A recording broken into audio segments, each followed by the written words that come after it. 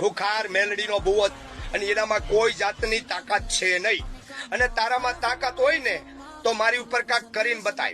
તાકાત કેવી છે હું જાણવા જાઉં છું. બોલ. અને રામ માડી રામ કહેવાનું બંધ કરી ગયો. મેલડીને આ બદનામ કરે છે. તારામાં તાકાત હોય તો આ શેરો જોઈ લેજે આકુવાનો.